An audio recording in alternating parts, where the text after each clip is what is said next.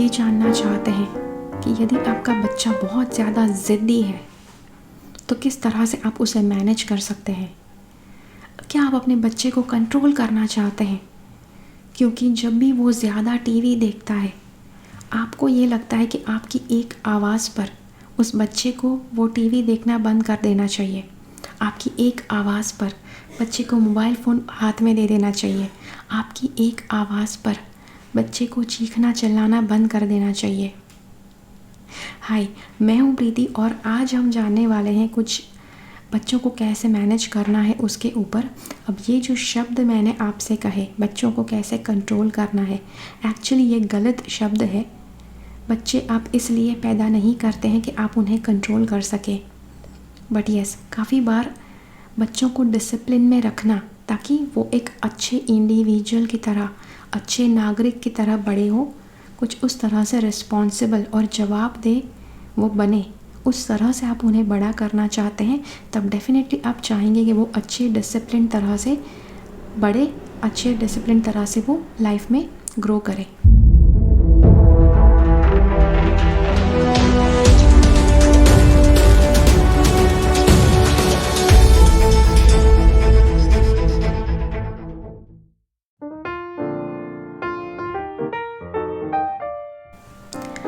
इसका एक बहुत बड़ा सीक्रेट आपको बताऊं कि आपका बच्चा आपकी बात क्यों नहीं सुनता है।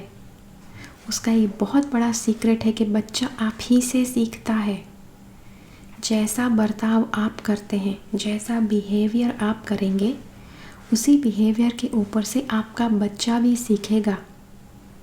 तो अगर बच्चा देखता है कि पूरा दिन ऑफिस पे काम करने के बाद डैडी घर पे आते हैं और 1-2 घंटा अच्छे से मोबाइल के ऊपर टाइम पास करते हैं, तो बच्चे को भी यही लगेगा कि स्कूल में पढ़ लिया, कॉलेज में पढ़ लिया, स्कूल में पढ़ लिया, ट्यूशन में पढ़ लिया, पूरा दिन मेहनत की, अब तो मोबाइल फ़ोन का ब्रेक बनता है।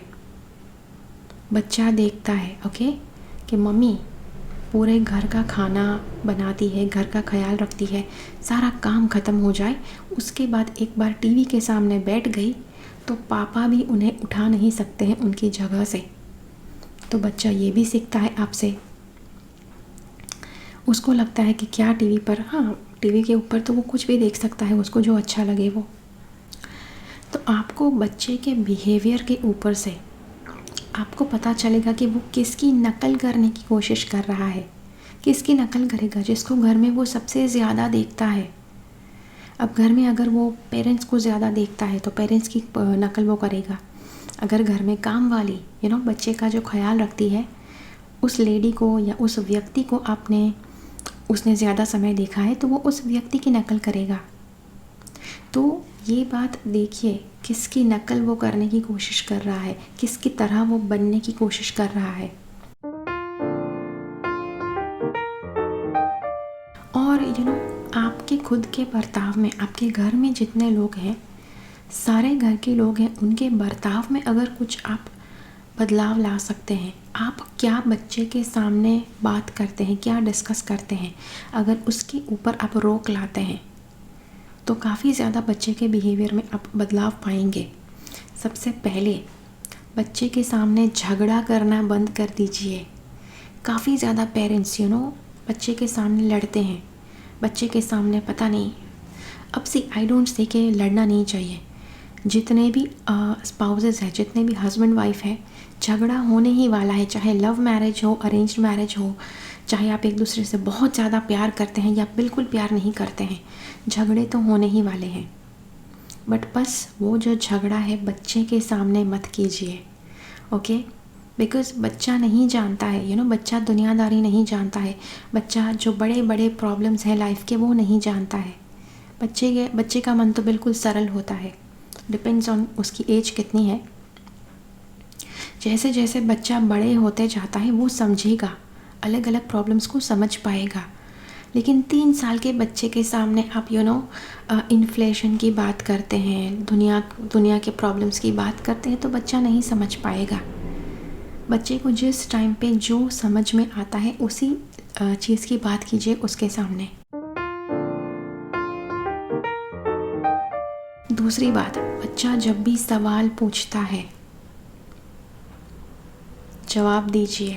ओके, जो सवाल पूछता है उसका जवाब दीजिए।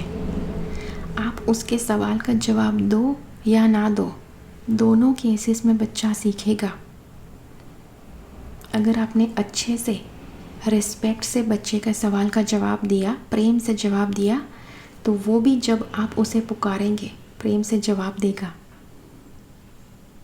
लेकिन अगर आप ऐसे जवाब देते हैं, अरे जा ना, क्या सवाल पूछ रहा है, तंग मत कर, चलो जाओ खेलो, अगर ऐसे आप उसके साथ डील करते हैं, तो जब वो कुछ कर रहा है इम्पॉर्टेंट, जैसे कि मोबाइल में गेम खेल रहा है, बहुत इम्पॉर्टेंट पॉइंट है उसके गेम का, वहाँ पर अगर आप उसके पास जाते हैं, वो भी ऐसा ही करेगा, चलो जाओ यहाँ से मम्मी, आप अभी तंग मत करो।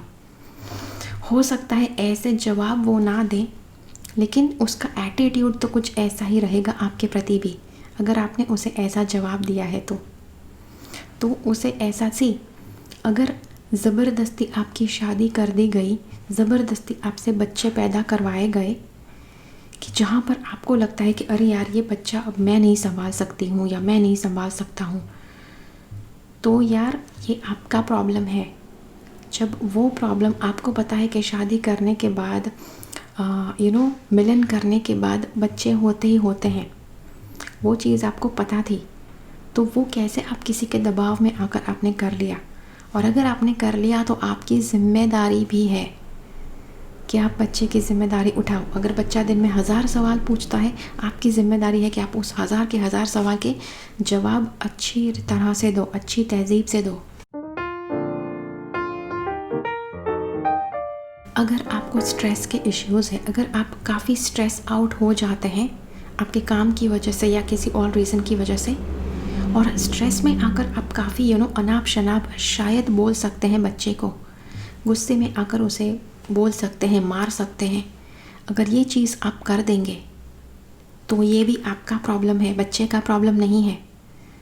बच्चा 2 साल का 3 साल का बच्चा, दैट बच्चा does not know what stress is.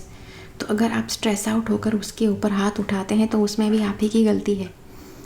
आपके स्ट्रेस के साथ किस तरह से आपको डील करना है वो देख लीजिए, वो देख लीजिए, सीख लीजिए, और अपने स्ट्रेस को अच्छी तरह से मैनेज करना सीख जाइए। बच्चा पैदा किया है तो वो आपकी ज़िम्मेदारी है कि आप उसको मतलब गुस्से में आकर जवाब ना दें, अच्छी तरह से उसे एक स्वस्थ माहौल दें कि जिसमें वो बहुत ही स्वस्थ तरह से मानसिक रूप से, इमोशनली और फिज़िकली वो बड़ा हो सकता है। जो बड़े कॉम्प्लिकेटेड चीज़ें होती हैं, जो शायद बहुत मुश्किल बढ़ गई है दुनिया में, ये वो ऐसे बड़े टॉपिक्स के लिए कि जिससे बच्चा डर सकता है, डराने वाली चीज़ें बच्चे को ना बताएं, बच्चे के सामने बोले भी नहीं। तो जी हाँ, तो ये था आपके लिए ये वीडियो। और कई बार कुछ लोग होते हैं कि जो कहते हैं कि अरे लेकिन बच्चा पैदा करना हमने तो प्लान भी नहीं किया था, लेकिन आ गया, और अब अगर आ गया है तो भाई आपकी ज़िम्मेदारी है। प्लान नहीं किया था फिर भी आप दोनों मिले, आपको पता है क्या करने से बच्चे पैदा हो सकते हैं। ओके, और अगर नहीं भी पता था तो भी प्रोसेस होने के बाद आपके पास 9 महीने थे कि जहाँ पर आप पूरी तरह से रिसर्च करके अच्छा एक माहौल बना दे, ताकि वो बच्चा जब आए इस दुनिया में तो उसके लिए बहुत ही एक हेल्दी एनवायरनमेंट, उसके स्वास्थ्य के लिए, मानसिक स्वास्थ्य के लिए, उसके भावनात्मक स्वास्थ्य के लिए, उसके फिज़िकल बॉडी के स्वास्थ्य के लिए, आध्यात्मिक स्वास्थ्य के लिए, उसके आसपास का माहौल बहुत ही परफेक्ट होना चाहिए। वो करना आपकी ज़िम्मेदारी है। मुझे पता है आजकल तो लोग बच्चे पैदा करते हैं, क्यों? क्योंकि पेरेंट्स ने दबाव डाला कि नहीं भाई आपके बच्चे तो होने चाहिए, शादी हो गई है तो बच्चे तो होने ही चाहिए।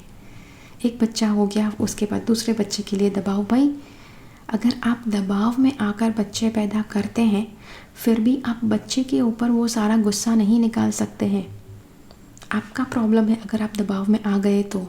ओके, तो don't give that shit to the kid. बच्चे के ऊपर ये गुस्सा मत निकालो, बच्चे के ऊपर ये सारा दोष मत डाल दो कि उसकी वजह से आपकी ज़िंदगी पूरी तरह से अस्त व्यस्त पड़ी है। आपको पता है बच्चे कैसे आते हैं और क्या करने के बाद बच्चे आते हैं। तो अगर आपने वो प्रोसेस की है, एंड डोंट टेल क्या है आपने किसी के दबाव में आकर वो प्रोसेस की, डोंट टेल दैट। ओके मुझे पता है कई लोग कहते हैं कि पेरेंट्स के दबाव में आकर बच्चा पैदा करना पड़ा। Don't tell me that. बहुत ज़्यादा लोग होते हैं कि जब बस प्रोसेस करने के टाइम पर बहुत ज़्यादा खुश होते हैं, फिर बच्चे पैदा हो गए, बच्चे के बड़े करने का समय जब आया तो उससे सबको कमर में दर्द शुरू हो जाता है। तो डोंट डू दैट। ओके अगर जिम्मेदारी आपको बच्चे पैदा की है तो आपकी ज़िम्मेदारी भी है कि बच्चे को आप एक स्वस्थ माहौल दें बड़े होने का। ओके तो ये था आपके लिए वीडियो। आशा करती हूँ ये वीडियो आपकी मदद करे। दूसरों के साथ ये वीडियो ज़रूर बांटिए कि जिनको आपको लगता है कि इस वीडियो की बहुत ज़्यादा ज़रूरत है।